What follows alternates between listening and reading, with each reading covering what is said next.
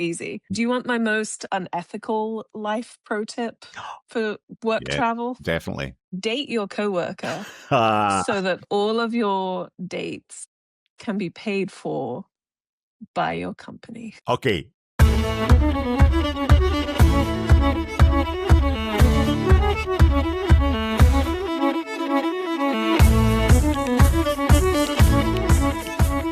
Hello and welcome to Haverin About, father-daughter podcast where we talk about all kinds of things related to health information technology and business. Thank you very much for tuning in to last week's episode. We really enjoyed that discussion about the health conference. And today we're going to segue in because I was traveling for health, as we shared with you. And today's episode, Bethany is no longer in Georgia, but she is traveling internationally on business. So today's episode is all about business travel. Bethany, tell us all a little bit about why you're in London. Yeah, in London for some meetings and to meet with some people, which is always exciting. Dad and I have both had the privilege and the curse of traveling regularly for work. And I think it really doesn't matter where you are. It's always good when you wake up in a hotel and you're like, where am I again? Where am I? Oh, I'm in What's Kansas my room City. number? Oh, yeah. So I saw a meme or a tweet, I don't know, something online about someone saying that they went through their camera roll and the number of photos of hotel room numbers. And I was like, oh my God, if I went through my camera roll, there would be dozens of photos of either the little key card envelope or the room, which it's better now with the apps now when you can open the doors with the phone. Yeah. That's great. Love that. Big fan. But anyway, so we've both traveled a lot for work and we've both traveled a lot personally. So we'll chat a little bit about it because, you know, whether you travel for work regularly or whether you are new to the world of work travel, or even if you just have travel coming up for the holidays, you know, I think especially with all the crazy stuff going on in the airports right now. Yeah, there's been a lot going on, particularly in the United States with air travel being affected by the government shutdown and the limitations to air corridor capacity and how that has been impacting. And I know that we obviously were a little concerned about that with you, but thankfully they're prioritizing international flights and you were able to fly directly out of the ATL. That's another topic. We should talk about airports and favorite airports and least favorite airports.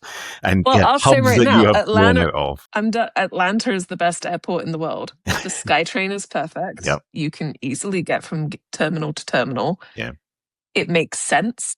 It's not offshoot. There's not a million little offshoots where people have, you know, built new terminals. You have to take a bus. You don't have to leave the terminal. Atlanta is the perfect airport.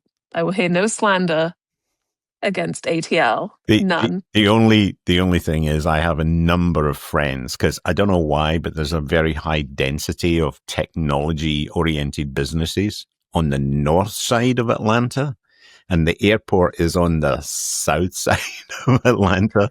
And the one thing they always complain about, you're lucky because you live to the southwest of the ATL, and it's actually a pretty straight shot in to be able to get to the airport.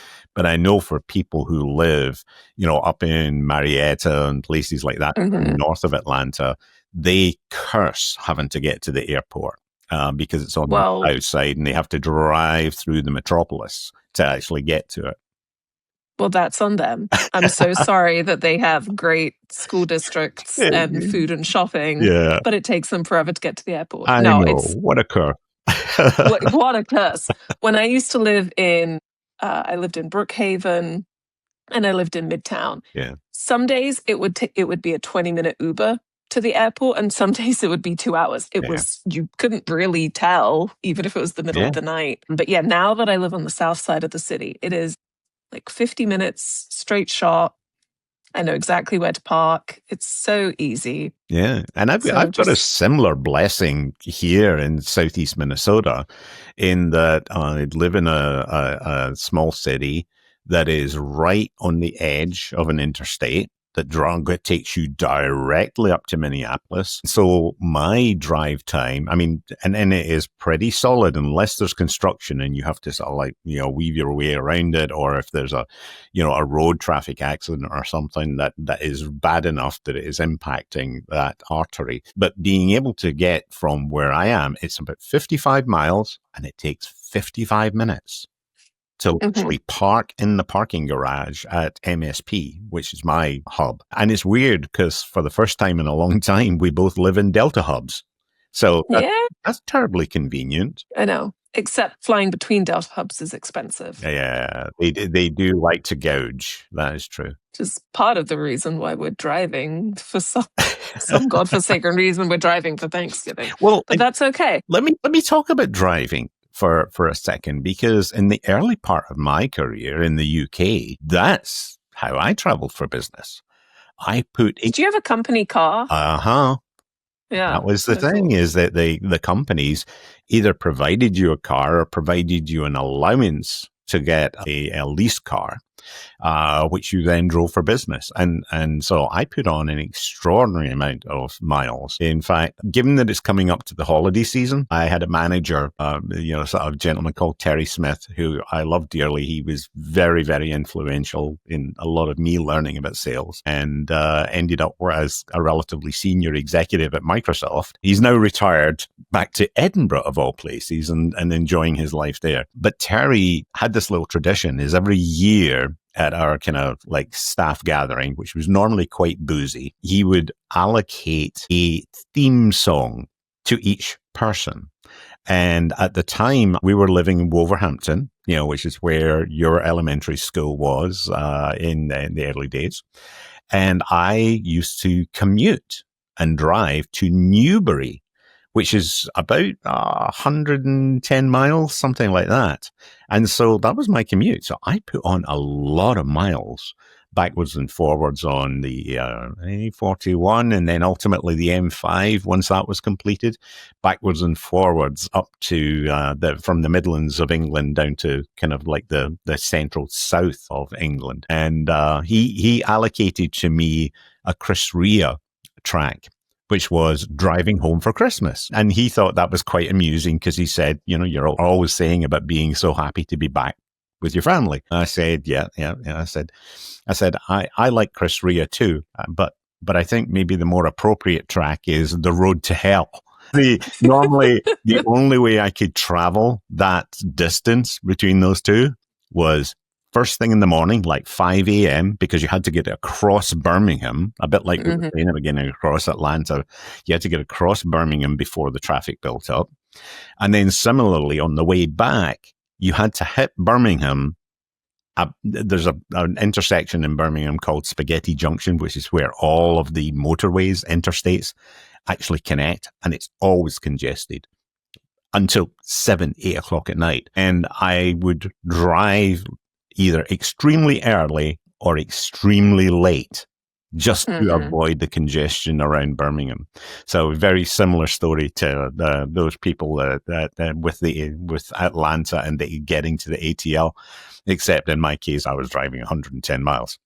And then this was the days when all I had was, I was lucky enough, I had a car with a CD player. So I was able to play CDs. Before that, I had a car with cassettes. So you had to keep flipping the cassettes on that kind of couple of hours drive to be able to get backwards and forwards. But that was the entertainment. And then I even got a Vodafone car phone, with coily cable that was there. And thankfully it was hands-free. And the weird thing was that Terry also lived in the Midlands, but further south than me. And so he would drive and he would call me. We literally just had been in 2 days of meetings, and he would call me and while away an hour just talking on the phone, either about work stuff or about other stuff. And that was his kind of like, sort of dumping therapy so that he could go into his family and go, I feel better now. I took it all out on Stuart. So driving was a big part of my early career. Yeah. In America, we say like and subscribe. In Scotland, we say, don't be a numpty, just press the button. That's one of the best things about driving, especially in the US. It's easy to drive in the US because you get on the highway and you go to Nashville, right? Yeah. In Atlanta to Nashville, it's 2 highways. It's very easy. When I was earlier in my career, I did that drive a lot from Atlanta Yeah. to Nashville. And it was great because I knew where the dead spots were. Yeah. Like when you go up the mountain, the coverage, the phone signal would get a bit crappy. But before that and after that, because I was in a kind of more account management-y role versus true sales, I would just call up my customers and be like, hey, how's it going? What's new? Tell me what's up. Yeah. And I made some of the best connections with people just by calling them. Yeah. Just calling once every couple of weeks for 10 minutes, catch up. They'd tell me what their kid was up to. I'd tell them about whatever. And it was lovely. Although I did one of my very first work trips. It was Atlanta to somewhere in America. And there was a group of us going because at the time we was sort of part of this firefighter force called the Dragon Customer Advocacy Program. Yeah. And so the DCAT team would get flown into a very angry hospital and we would walk around the halls and fix their dragon. So on one of them, I was the lead. And so I would send out all of the travel info, like we're going to fly out on this day, fly back this day, don't book a flight before this time. Yeah, I've received those emails from you. Yeah. And I didn't even work for you. No. You got to be organized. And I had to like wrangle the sales team, the engineers, the trainer. Like there was a lot of people I was wrangling. So I'd wrangle everyone. And then because I was only 23 at the time, if I rented a car, I got flagged because I was under 25. Yeah.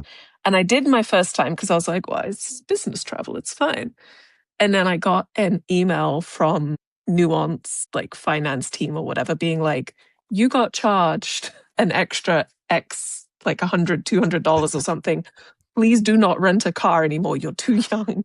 Like, please make sure that older people rent it for you. So I always had to like talk to everybody else was older than me on the team. I had to like Teams one of them and be like, could you rent the car? And the advocate was normally the one that would take lead. And they're like, yeah, why? And I'm like, well, I'm only 23 and they charge more money. So I need a grown-up to rent a car for us. They'd be like, okay. But I just figured out who was really into like the Avis points or whatever. And I was like, do you want to get the point? But yes, absolutely. Yeah. I will rent the car. So, but I got out of driving. Yeah. This was nice. Let's talk about points for a second. Because a lot of people in companies get quite jealous of sales folks because, it's like when you go to either SKO or you go to sort of like a product meeting or something like that, and you check in at the airline desk. And so a bunch of you are traveling from the same city to somewhere else, and they call out zone 1 for first class. After they've allowed the veterans and everything else. Yeah, but it's only certain salespeople. In fact, I've been on flights where I've been upgraded and my manager ended up in the back. Like our SVP of sales was in the back in an economy seat because he never traveled. And so therefore it's there. I think that I reached a point in my career though, whereby I as you said earlier on, it's a double-edged sword. It's like, yeah, sure, those perks are nice. And by the way, and we can maybe talk about this, is I think they're being quite diminished compared to how it used to be. I think the airlines have kind of really started to tighten up on a lot of that stuff that used to be very prevalent earlier in the 2000s and 2010s. But you do get to a point whereby once you attain that status, the first year is great. When you get it year after year, that's because you have spent a long time away from it. A long time. It's like I'm lifetime diamond on Hilton. If I had been able to keep going, or if I'd moved to the States earlier in my career, I'd be lifetime Marriott as well. And the challenge is you get that and you're like, I don't want to stay in another Hilton hotel. I'm good for the time being. Thank you. Yeah. So I tell me about your experience of that excitement and joy of the perks versus the pain of getting them and retaining them. Yeah. I mean, for hotels, I just go for whatever is cheapest and easiest, usually. I try to stick to I pretty much can always stick to Hilton's or Marriott's. Those are the two that historically the companies I've worked for have been buddied up with. I'm lucky in that my husband's company has a great agreement with Hilton. And so we get a lot of very, very cheap hotels through them, which is lovely. A room is a room. You don't really get upgraded nowadays. Like I'm in a very normal hotel room here in London. It's a nice Hilton. It's fine. It's not fancy, but it's just me. I don't really need a fancy room. The biggest perk is on Delta. I have status on Delta. And so I almost always get upgraded to at least Delta Comfort, which is fine. When it's just me, I don't care. That's fine. There is no, and I was thinking this because I was chatting, I was Comfort Plus Bulkhead, which is poor man's first class. And the lady next to me had never flown internationally before. And she was like, oh, is that first class? And it was premium select, which is like old school first class. And then there's Delta One ahead, which is the nice lie flat seats. Yeah, the pods. And she was like, oh, they're so nice. They're going to get such. And I was like, yeah, I mean, yes, it's a slightly bigger seat and you get a little footrest. That's the biggest thing that is nice. But I was like, but they get the same food. Yeah. And honestly, theirs were being served in like, it wasn't even like the proper crockery and stuff. It was like paper stuff as well. So I was like, I'm not going to spend. Now, if a company wants to spend it, sure, whatever. I don't care. I'll happily fly first class if my company's paying for it. But there's no, for $1,000+, it's really not worth it. And the only downside, so the good thing about having status is I can check bags for free, which when I come to London is great. This podcast is currently being filmed on my iPad on a stack of selection boxes that I went to Tesco's last night. You've got a photograph, haven't you? I'll insert it in the edit here so people can see what your studio looks like. My studio. So we're a month before Christmas. All the Christmas stuff is out. I could order it all online and spend $20 a selection box, or I could come here and spend like $5 each. So my suitcase is just chocolate. It's chocolate and clothes and books for my 5-year-old. Yeah. Christmas is done. I've done my shopping. And I do believe my darling beloved may also have some swag in your haul as well. Oh, I mean, yeah, there are gifts for other people, but it's primarily chocolate. I was thinking of the knitting yarn. Yes, there's wool for socks. There's Advocar, because you can't get that in the UK, in the US. So it's nice to have the status so that you can check a bag for free. You know, there was a guy that I worked with at Nuance, which is my first big girl health tech job, called Michael Selman. And he like sat us all down because we were a young group of like ragtag people that Amanda pulled together. And he was like, you all need to figure out what airline you're going to be and what hotel you're going to be. And you got to get your points and you got to get a credit card for one of these. Focus. And he was like, you focus these. And so I was like, okay, Michael Selman.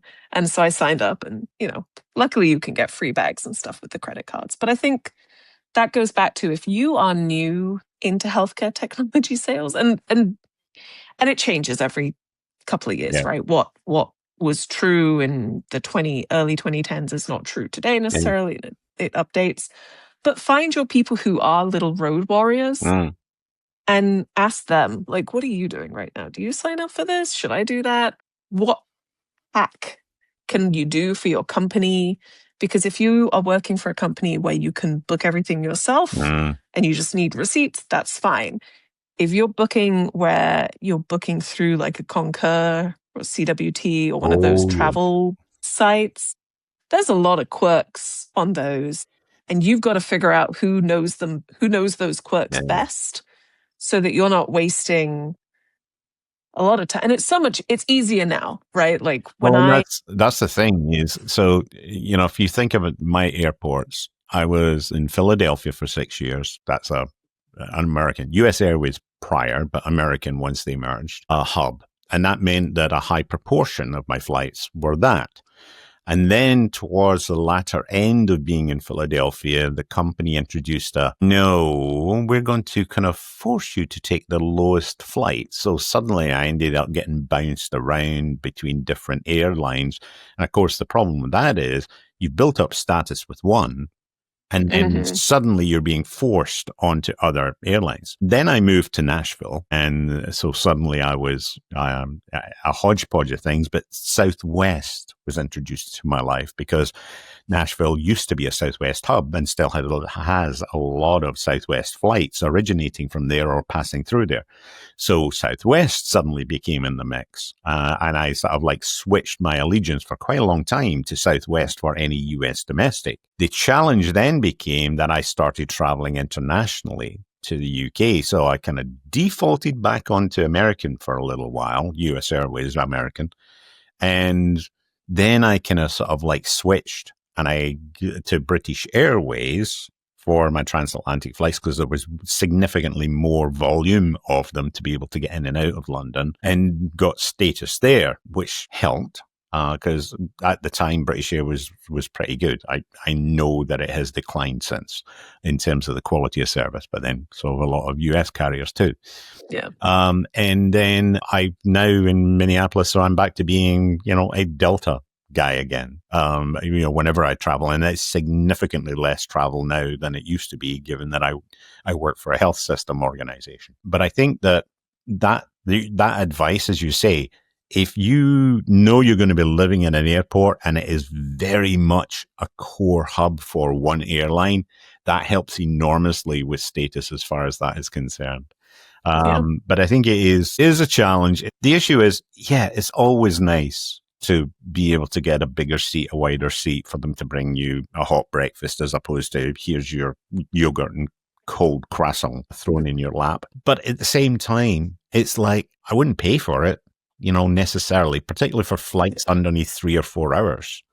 I think if you're trying to sort of like travel that distance, the nicest long haul flights I've flown in are one, Emirates. I've never traveled Emirates first, which is the very top level, whereby it That's a lot of money. studio type. That's where you get to take a hawk. You can take a hawk on the plane if you're in Emirates first. It's true. I don't know if you can to the US, but if you're in the Middle East, at least you can bring your hawk on board. Business? But there is a maximum number of hawks allowed on one flight. Okay. It's the whole thing. I want one of our listeners to go and research that and tell us what is the limit of the number of hawks that you can take as onboard luggage for Emirates Airlines if you're traveling.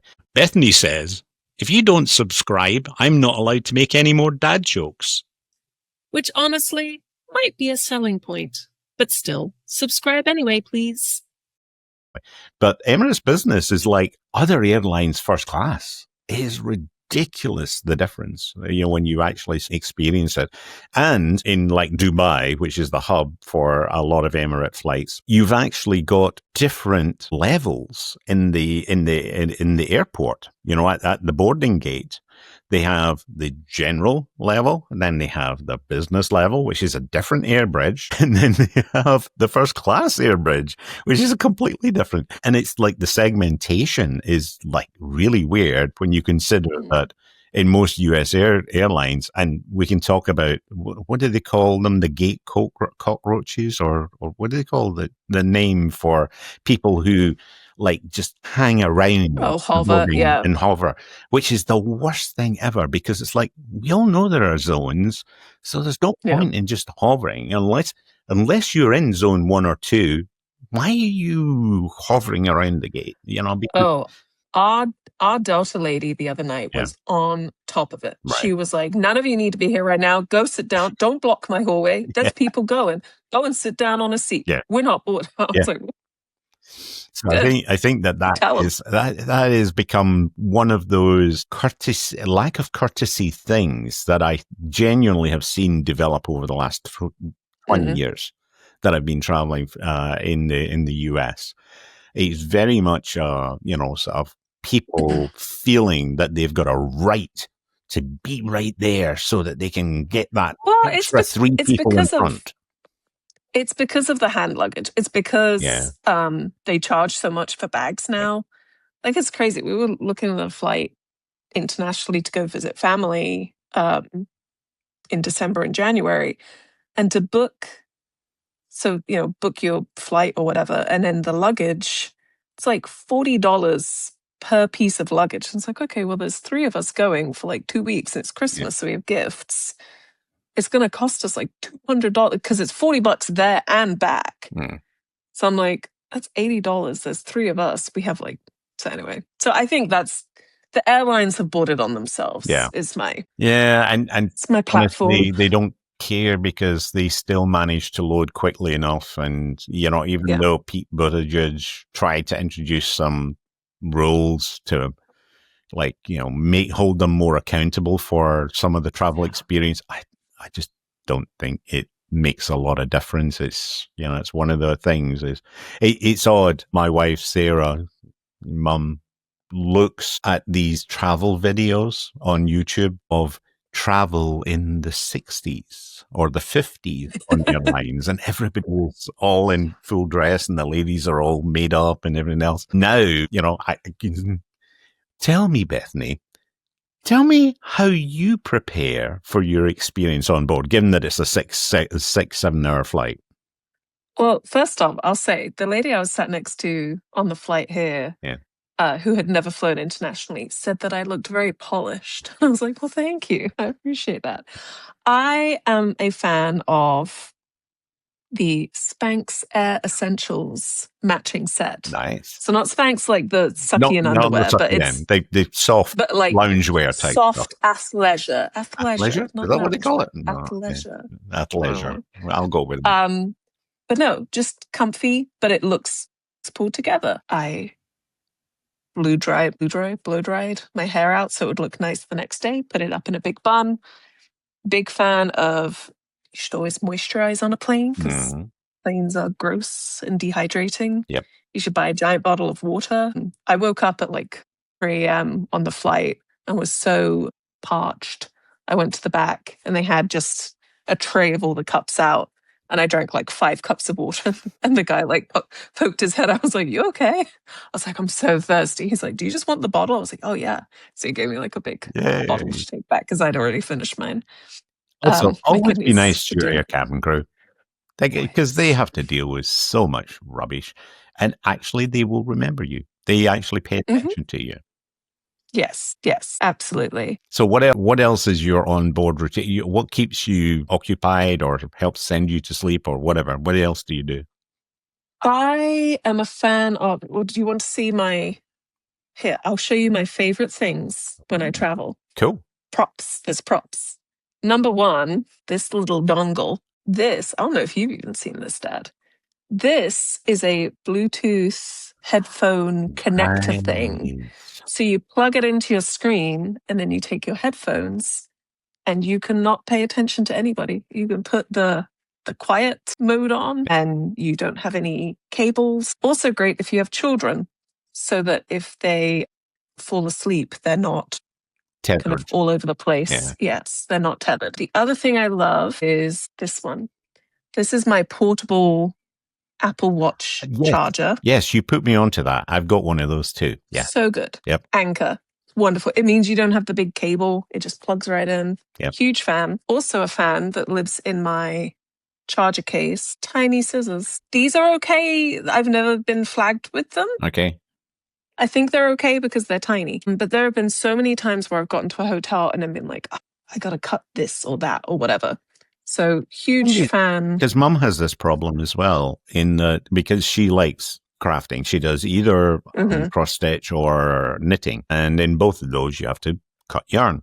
And so she was delighted. I think the TSA lifted the restrictions. It used to be nothing sharp and metal. And then they kind of lifted that to, well, it's going to be really, really difficult to cause serious injury with little embroidery scissors. So I think that's kind of the rule is the blades have to be shorter than 2 inches, something like that. Yeah. In terms of what they're allowed to bring in now. If I find the actual regulations, I'll see if I can link them in here. Yeah. As well as given that you have shown us your kit, and I'm sure you've still got more to show, if anybody is interested in those products, I'm going to put some links to Amazon. They will be affiliate links, Amazon affiliate links. Won't cost you any more, but it may help us to scrape a few pennies together to help pay for our subscriptions to the software that we use for this. So what else have you got in your bag? I think my other two biggest tips are, if you are going to be traveling a lot for work, especially, but even if you just travel, you should get a second set of toiletries and chargers. Yes. So I have my little charger box, which is from Lineate. Throwback. That doesn't exist anymore.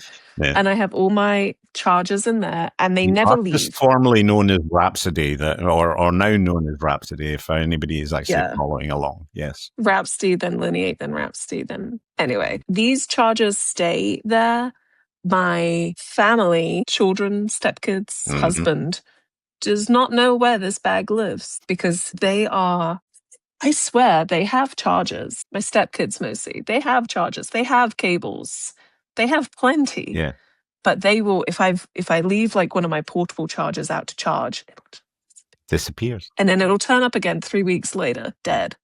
I'll like just grab it back and put it back in my bag. So a big fan of get all the chargers you need and just have them live in a bag that never leaves. And same with toiletries. I've got a toiletry, little orange Dagny Dover, great thing. And nothing ever leaves. There's another mascara in there. There's another shampoo and conditioner. Because early on in my career, I remember having to, we landed in whatever city we were in. We got to the hotel, and I realized I had left my toiletry bag at home. And I had to, I didn't have a rental car because I was under 25. I had to ask one of our engineers, like, could you drive me to CVS? Because I need to get like everything. Yeah. And so since then, I was like, you know what? I'm just going to buy a whole separate pack of refillable little cadence pods and stuff. And yes, that's my biggest. Well, I'll tell you, I mean, you mentioned Anchor there and then also chargers when you're traveling. When you're traveling internationally, the other challenge that you have is international adapters. Now, you've got that one, which I put you onto that one 7-8 years ago.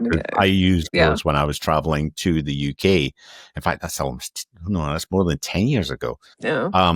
However, I just got a new one from Anchor that is a fraction of that size, and it's got magic buttons and sliders. So like all the pins like mysteriously disappear into the shell of the body. And they go, so it's like one of their small compact, it's the size of one of their small compact, like, USB chargers, the kind of like 45 watt type ones that you can get relatively inexpensively. I'll link to those as well. But this is from their new Nano range, and it is actually there. And it literally has all of the international adapters folded up in that size. So it is incredibly discreet. And here's my useful tip, because I used to travel with about 4 or 5 of those big green ones that Bethany has, because of course you've got multiple devices that you're trying to plug in. And now I don't do that. What I do when I'm traveling internationally is I have 1, maybe 2 of those plug adapters, socket adapters. And then what I do is I buy short length square extension bumps. If you're enjoying Haverin About, don't forget to hit that like button. It really helps more people find us. And of course, subscribe so you don't miss the next bit of blethering. You wouldn't want to do that, would you? So thinking about stuff like that as to what do I need to power all of our modern life devices? Of course, now we're podcasters. We have to think of even more equipment, and be able to do that. So there's a lot there. You were about to show me something. No, I was going to say, I have that right now. Yeah. The biggest reason to get that as well, not even if you're traveling internationally. Yep. If you're going to a sales meeting or an SKO, especially if you're in a hotel ballroom where there's like one socket on the side of the room over there. Yeah. If you bring that, everybody can plug in their phones and their laptops. And suddenly you're the popular person. So if you want to be nice to your coworkers, impress people and make new friends. Exactly. Then you should bring a power strip. Yeah. Hour Yeah. strip. So easy. Do you want my most unethical life pro tip for work Yeah, travel? definitely. Date your coworker Ah, so that all of your dates can be paid for by your company. okay, you now need to lean into that because I know what you're referencing, but why I don't you should hope share with so. the audience? So my first big girl job, met a boy, fell in love, all that good stuff. But he and I, and it was, this is HR compliance. So when I say unethical life pro tips, this was HR good, not my manager. I was not his. Two separate reporting structures, all kosher and above board. We didn't necessarily tell people that we were dating because that's weird. You're just dating. What if you Yeah. don't date, right?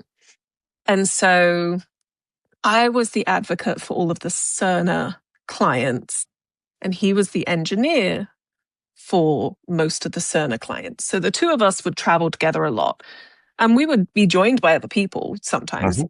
Like sales would come with us. We went on a few road trips with Cerner people. We would have management join us because we were going to a lot of the big hospitals because Yeah. we were really good at our jobs. And so we traveled the country together. And, when you travel, you each get a hotel room. So we were Mhm. both getting hotel points. Great. You both get mileage points. Great. But then you also both have like a $75 per day Per diem. budget. Yep. And if you're at one of those hospital on sites, you know that in the morning you're eating a protein bar that you Mhm. probably bought from home, or maybe you bought in the hotel lobby for $5. For lunch, you're probably eating The a canteen $10 sandwich. Subway from the canteen. Yep. Yeah, it's nothing fancy. So by the end of the day, you're left with like 60, $70 each. And if you combine forces, that's a lovely date night. And so, we would go out for like the big team dinners and stuff, Yeah. and, Which ate a also lot as saves a you team, and money that on was your per great. diem, even though technically the manager is supposed to say, okay, well, we fed Who you was there tonight, and stuff, et yeah. cetera. Well, yeah. But we had some amazing, especially ones where like it was just the two of us. Like Yeah. we had to go to Phoenix and Tucson to go to visit clients out there, and it was just the two of us for the majority of the time. And so, one night we would just eat something small, whatever. So we would kind of like save up our per diems to go and have like a really nice dinner out. And so we had lovely date nights all across the US, in San Diego, in Phoenix, So in I'm gonna Nashville, I'm gonna all over interrupt you for a Florida. second and explain to the audience. At this time, this was so clandestine, this nascent relationship, that not even Bethany's mom and I knew it was going on. And at the time, she was sending us like the usual kind of like, sort of like the messages with a photograph here and there. And, here I am in the Arizona desert. I mean, and we were sort of like, wait, that's not a selfie. Somebody else is taking that photograph because it's like, clearly it's like 6-10 feet back, to get the view in, etc. That must be really nice of them. And like, we're both sort of like scratching Yeah, our head. very Like, nice coworkers. that's interesting. And so we began to suspect that something was going on long before Bethany fessed up and sort of said Yeah. that she was sort of actually, engaged in dating this guy. So that's my Well, you met aside, him just to before. let you know that parents' intuition was still there. Just to say, You knew about him before we were engaged. Let's be. yes, That made it before sound like you found out engagement, like but not. surprise. It was yes. Anyway, No, so that is my slightly shady work travel tip: is find someone that you like it is. and then just hang out. We also went on a club trip together, Yes. and people didn't know that we were dating. Mm. And so Well, we everyone did would by turn the up and be end of like, the "Oh, club trip, Bethany, didn't I we? didn't know that you got cleared to come to club this year." And I'd be like, "Oh yeah, Club trips are another kind of interesting blessing Oh yeah. and curse because one, it's always nice to get recognition for Mhm. the efforts that you put in. And yet, I mean, don't get me wrong, we're all coin operated in sales. And so therefore we do it to earn the additional earnings that we earn. And that compensation episode we did with Chris Goff was really centered around that. I mean, what is it that you're in sales for? But to get the additional recognition that a lot of companies give of taking you on a club trip, and they all have different names and whatever. I mean, it was the Golden Circles, it's President's Club. They've all got labels of one kind or another. And they're usually to somewhere exotic. Sometimes they're to somewhere very interesting, but it's usually somewhere tropical on a beach, with a pool and a bar. And that's what most salespeople are like. Is it a bar? Is it a pool? Is there a beach? Is there good food? Awesome. I'm all set. The challenge is that if you are going on a club trip, they're normally only like 4 days, 3 days, 3 nights, 4 days, including travel days, etc. So you tend to get very compressed. So it's not like it's a vacation. The second thing that makes it not a vacation is you have to spend a fair amount of your time with all of these work colleagues and your partner, whoever your partner is, whether it's your spouse or someone else. And I'm lucky enough to have been on plenty of them, whereby my wife, Sarah, became a very, very good corporate spouse in terms of being able to read the room. And we're not big drinkers. So watching the general chaos ensue, as some people did overindulge, and sometimes it wasn't your coworker, it was whoever was partnering them. And I thought that became very interesting from a dynamics perspective. And I do think that there are some club trips I've been on whereby there were some HR write-ups when people got back to the office because of, interesting escapades. Let's leave it at that. But the other thing is you normally have to also go on a lot of activities with these people who are your work colleagues. So it's not like a vacation. And a lot of people who don't go on club trips, who maybe aren't in sales or whatever, they look at you and they go, off to Aruba, off to Cabo, very nice. They don't realize is it can actually be quite stressful and draining because you have to be on and perform. And you can embrace it and go, well, I'm just going to make the best of this, just like we do when we're traveling on business on the roads. But I would love to hear from some of our audience.